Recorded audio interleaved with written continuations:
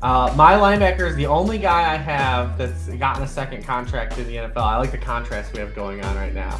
But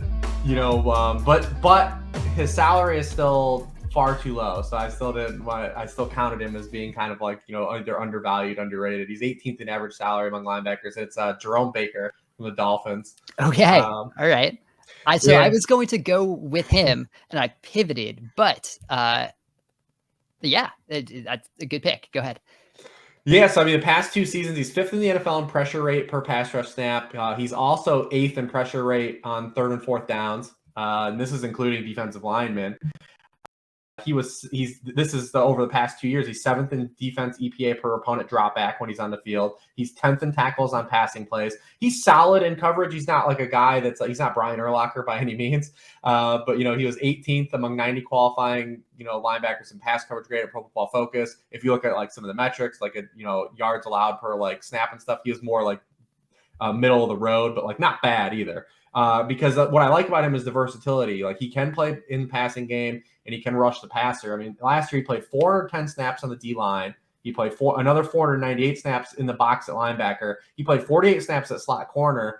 And if you look at his career too, he's even logged some free safety snaps over his career as well. So considering what the Dolphins do or they have done to this point in his career, because it could change moving forward, where they've just been one of the most like dime heavy defenses, they've called on him to do a lot of things, and he's kind of been like the one consistent guy that has allowed them to do a lot of those things. So that's the direction I went. Yeah, I agree with all of that.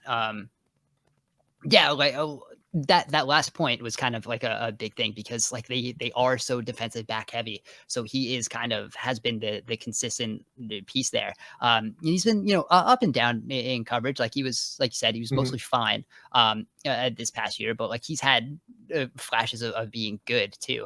And like you say, in that defense, you have to be able to do a lot of different things. And, it's not going to be Brian Flores calling the plays this year or really structuring it, but Josh Boyer, who was on the staff and was technically the defensive coordinator, still the defensive coordinator this year. So for mine, we're going to actually stay in the same defense. Nice. I'm going with Andrew Van Ginkel, who is kind of, this is a Dan pick all the way. Very much. Yeah. So he's kind of in the same way, but plays a little more downhill, right? He's okay in coverage, but he's not really asked to do it that much. He's basically a blitzing linebacker, but he's been really good when he has had to do that. So last year he was 18th. Tied for 18th with 20 quarterback hits.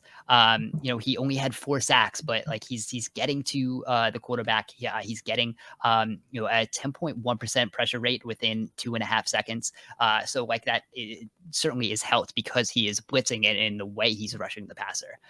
But he's just kind of like he's an off-ball linebacker who can be a pass rusher, and that's been really good, especially like with, like you said, some of those fronts from Miami when you don't know who is rushing.